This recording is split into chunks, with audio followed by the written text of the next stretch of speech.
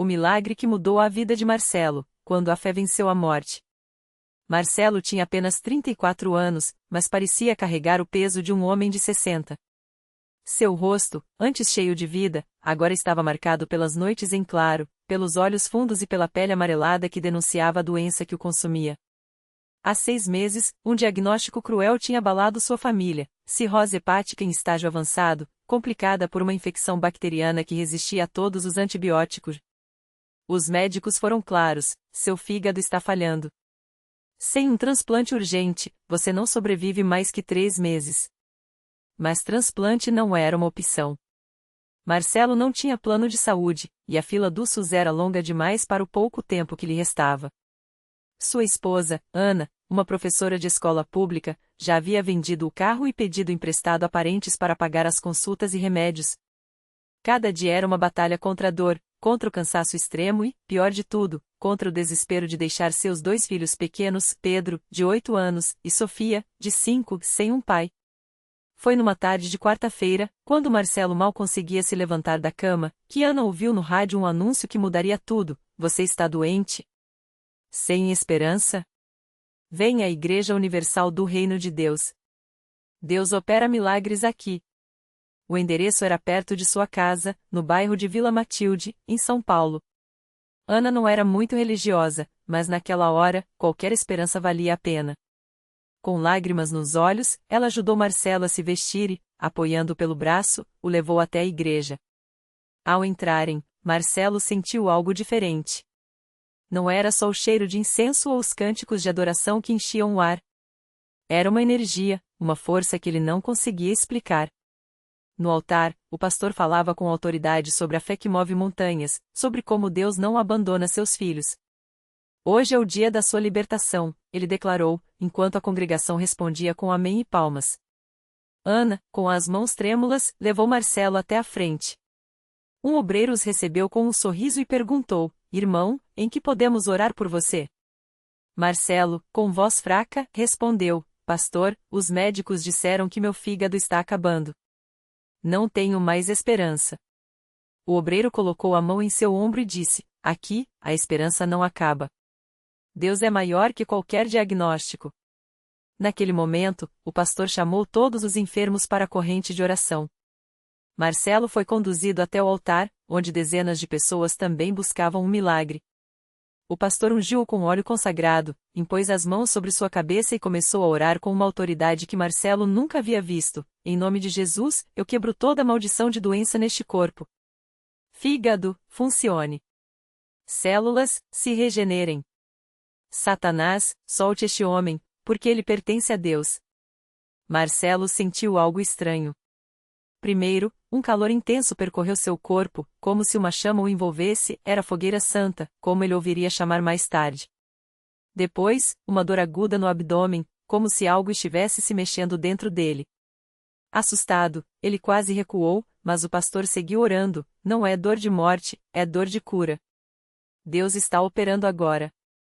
Quando a oração terminou, Marcelo estava suando, mas sentia diferente. Leve. Como se um peso tivesse saído de suas costas. O pastor olhou nos seus olhos e disse: vá para casa e tome a Santa Ceia amanhã. Deus já começou a sua cura, mas você precisa persistir na fé. Participe da campanha dos 7 dias de jejum e oração e não falte à vigília de sexta-feira. A sua vitória está próxima. Marcelo e Ana saíram da igreja em silêncio. Ele ainda sentia cansaço, mas havia algo novo dentro dele, uma centelha de esperança.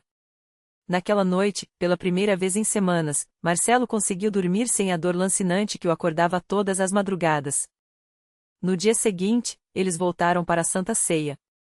O pastor explicou que aquele pão e aquele vinho eram símbolos do corpo e do sangue de Jesus, e que, ao tomá-los com fé, estavam selando a promessa de cura. Marcelo comeu o pão e bebeu o vinho com lágrimas nos olhos, crendo que aquelas palavras eram para ele. Os dias seguintes foram de luta. Marcelo participava das reuniões, jejuava como orientado e, mesmo fraco, se ajoelhava em oração em casa. Ana, que no início era cética, agora orava com ele, colocando as mãos sobre seu abdômen e declarando: Senhor, restaura o meu marido. Eles também começaram a separar o dízimo e as ofertas, mesmo com as finanças apertadas, porque o pastor ensinou: Deus abençoa quem honra a sua casa. Na vigília de sexta-feira, algo extraordinário aconteceu. Enquanto o pastor orava pela congregação, Marcelo sentiu novamente aquele calor intenso.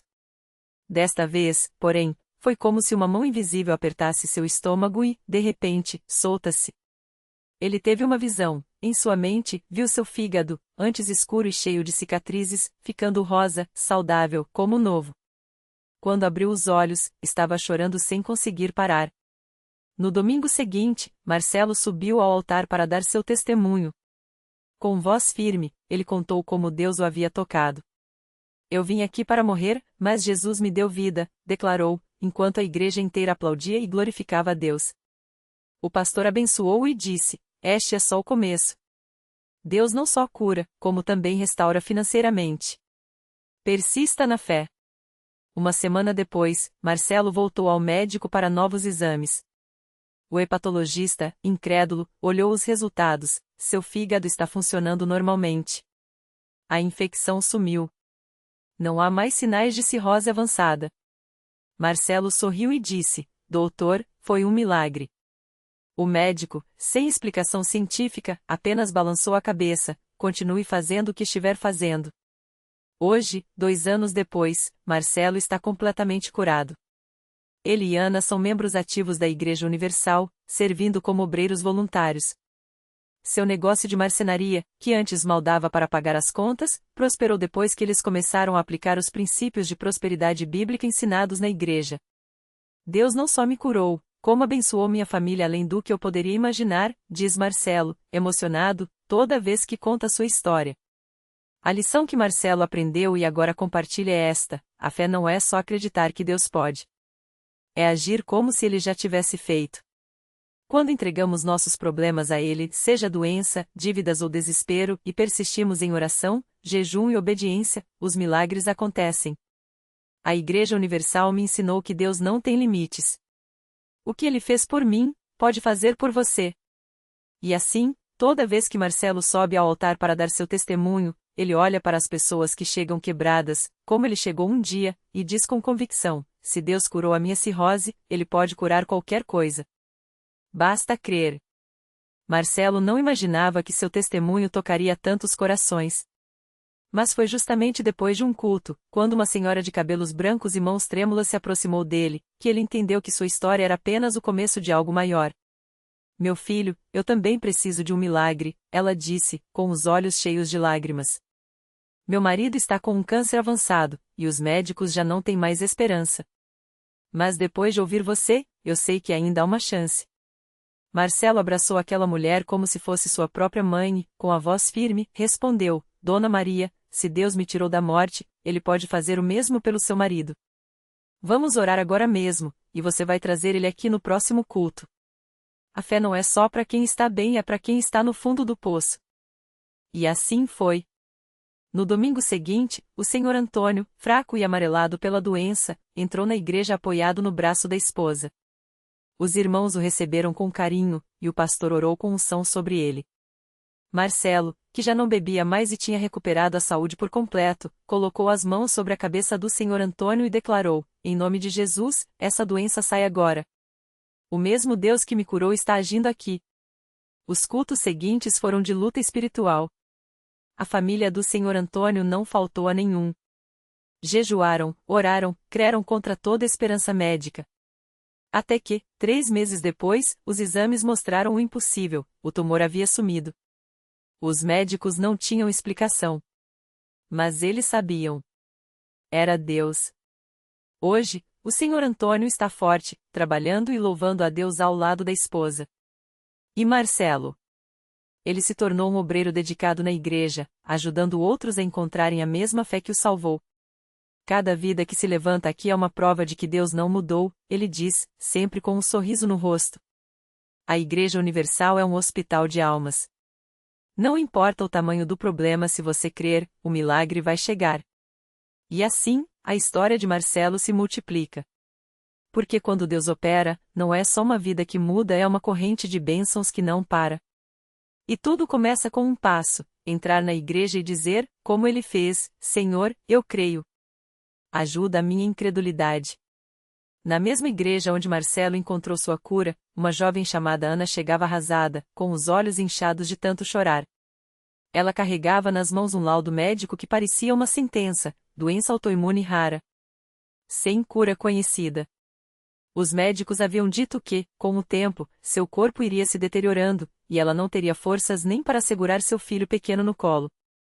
A dor não era só física, era o medo de ver o menino crescer sem ela. Ana já tinha ouvido falar dos milagres na CCB, mas nunca tinha entrado. Até que, numa tarde de desespero, uma irmã da igreja a abordou na rua. Minhas orações não adiantam mais, Ana confessou, com a voz trêmula. A irmã, então, segurou suas mãos e disse algo que ecoou em seu coração: Deus não desistiu de você. Venha hoje à noite. Só venha. Ela foi. E quando o pastor começou a orar por ela, Ana sentiu algo que nunca havia experimentado, uma paz que encheu seu peito, como se uma mão invisível a sustentasse. O pastor impôs as mãos sobre sua cabeça e declarou: em nome de Jesus, esta doença não tem poder sobre você. Ana caiu em prantos, não de dor, mas de alívio. Algo dentro dela tinha mudado. Nos dias seguintes, ela voltou à igreja todos os dias. Não faltou a uma só reunião.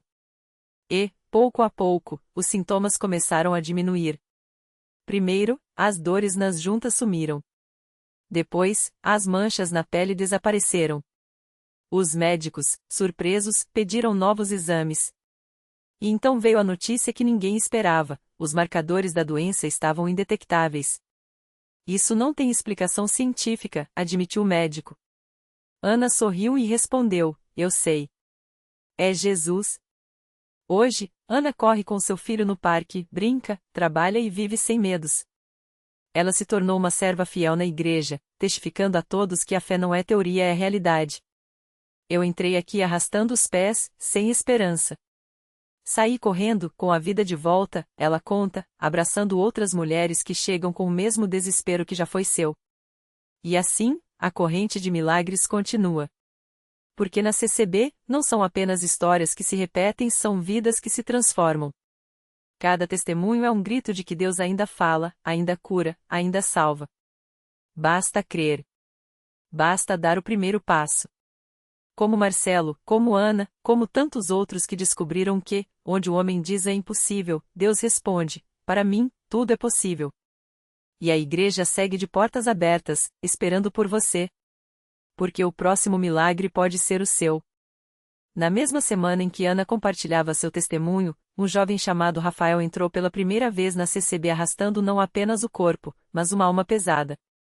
Ele vinha de uma família destruída pelas drogas, onde o pai havia morrido de overdose e a mãe, desesperada, se entregou ao álcool.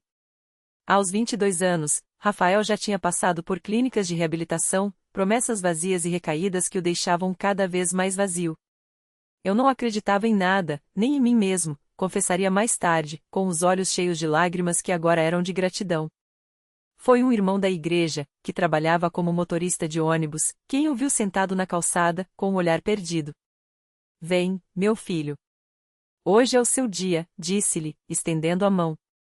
Rafael hesitou, mas algo dentro dele, talvez um último fio de esperança, o fez levantar. Dentro do templo, enquanto os hinos eram entoados, ele sentiu algo que não experimentava há anos: paz. Não era a calma momentânea de uma dose, mas uma quietude profunda, como se alguém tivesse abraçado sua alma. Quando o pastor fez o apelo, Rafael não resistiu. Correu para a frente, chorando como uma criança. Senhor, se o Senhor existe, me tira dessa vida, clamou. E Deus ouviu. Não foi um processo fácil. As noites de insônia, as tentações que batiam à porta, as memórias que insistiam em voltaram. Mas Rafael não estava sozinho. Os irmãos o acolheram, oraram com ele, deram-lhe trabalho na padaria da igreja. Eles não me julgaram. Eles me amaram até eu aprender a me amar, ele conta. 3 meses depois, Rafael estava batizado, livre das amarras do vício.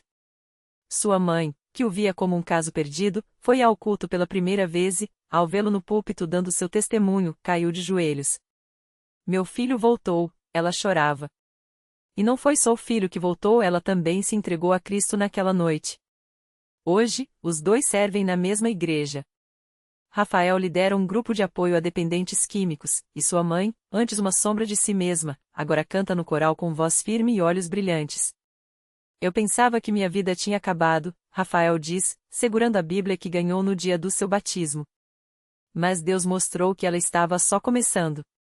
E assim, mais uma família foi restaurada, mais um impossível se tornou um eis-me aqui. Porque na CCB, não há vida tão quebrada que não possa ser reconstruída, não há ferida tão profunda que não possa ser sarada. Enquanto isso, do outro lado da cidade, uma senhora chamada Dona Maria, viúva há 10 anos, chegava à igreja com um envelope amassado na mão. Dentro, uma conta de luz atrasada, um aviso de despejo e o desespero de quem já havia esgotado todas as opções. Não aguento mais, meu Deus, ela sussurrou, sentando-se no último banco. Durante a oração, uma irmã se aproximou. A senhora precisa de algo, minha irmã? Dona Maria, envergonhada, tentou esconder as lágrimas, mas a palavra saiu antes que pudesse segurar: preciso de um milagre. No domingo seguinte, um homem que ela nem conhecia, um empresário membro da igreja, procurou-a após o culto. A irmã me disse que a senhora está passando por dificuldades. Deus colocou no meu coração ajudar. E assim, sem burocracia, sem humilhação, Dona Maria recebeu o suficiente para quitar suas dívidas e ainda sobrou para começar um pequeno negócio de doces.